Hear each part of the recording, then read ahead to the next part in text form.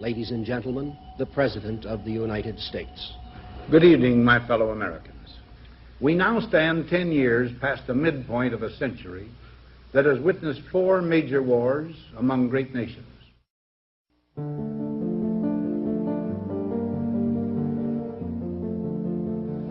Until the latest of our world conflicts, the United States had no armaments industry. American makers of plowshares could, with time and as required, make swords as well. But we can no longer risk emergency improvisation of national defense. We have been compelled to create a permanent armaments industry of vast proportions. Added to this, 3.5 million men and women are directly engaged in the defense establishment. Now, this conjunction of an immense military establishment and a large arms industry is new in the American experience. The total influence, economic, political, even spiritual, is felt in every city, every state house, every office of the federal government. We recognize the imperative need for this development, yet we must not fail to comprehend its grave implications. Our toil, resources, and livelihood are all involved. So is the very structure of our society. In the councils of government, we must guard against the acquisition of unwarranted influence, whether sought or unsought, by the military-industrial complex. The potential for the disastrous rise of misplaced power exists and will persist. We must never let the weight of this combination endanger our liberties or democratic processes. We should take nothing for granted. Only an alert and knowledgeable citizenry can compel the proper meshing of the huge industrial and military machinery of defense with our peaceful methods and goals, so that security and liberty may prosper together. I went through the Pentagon 10 days after 9/11. I couldn't stay away from Mother Army. I went back there to see Don Rumsfeld. I'd worked for him as a White House fellow in the 1970s. All this is in the book. And I said, am I doing okay on CNN? He said, yeah, fine. He said, I'm thinking about it. He says, I read your book. And he said, this is a book that talks about the Kosovo campaign. And he said, I just want to tell you, he said, nobody's going to tell us where or when we can bomb. Nobody. He said, I'm thinking of calling this a floating coalition. What do you think about that? I said, well, sir, thanks for reading my book. And, he said, thanks, that's all the time I've got. Really.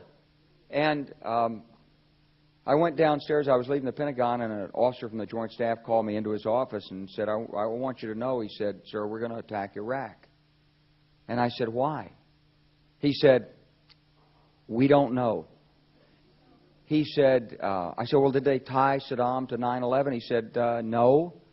He said, but I guess they don't know what to do about terrorism, and so they think, but they can attack states, and they want to look strong, and so I guess they think if they take down a state, it will intimidate the terrorists. And, you know, it's like that old saying, he said, if the only tool you have is a hammer, then every problem has to be a nail. Well, I walked out of there pretty upset, and then we attacked Afghanistan. I was pretty happy about that. We should have. And then I came back to the Pentagon about 6 weeks later. I saw the same officer. I said, why haven't we attacked Iraq? We still going to attack Iraq? He said, oh, sir. He says, it's worse than that. He said,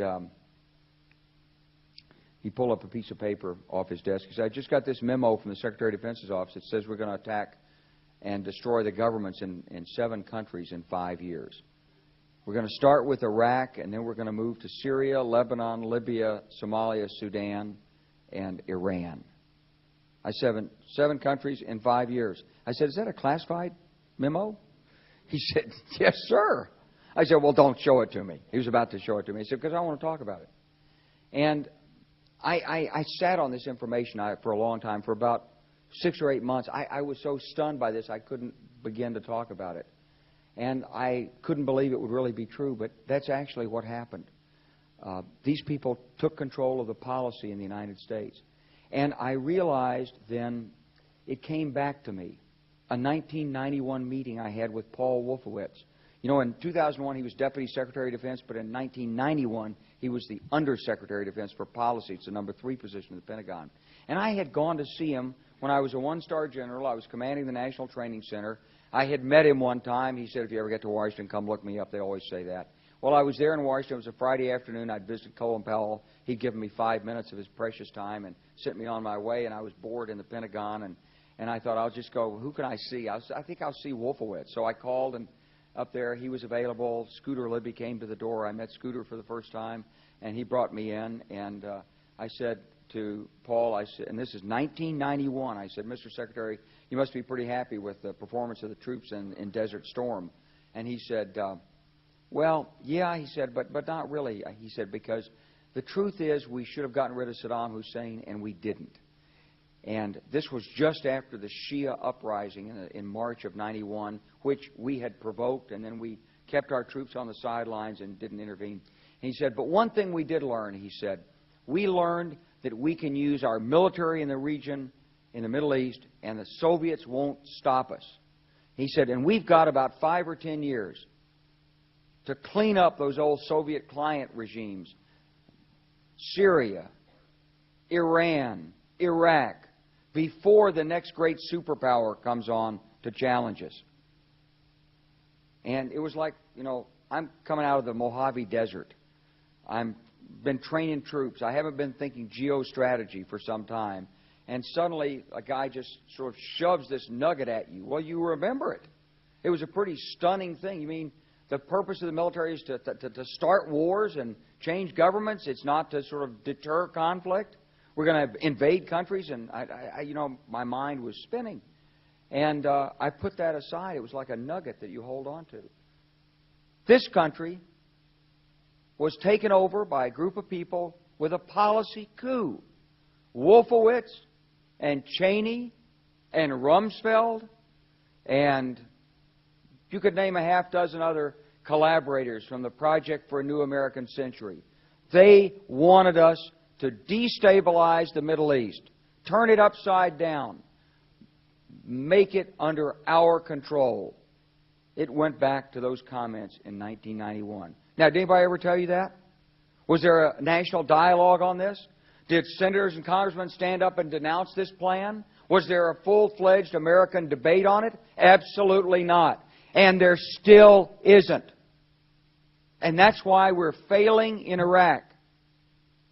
Because Iran and Syria know about the plan.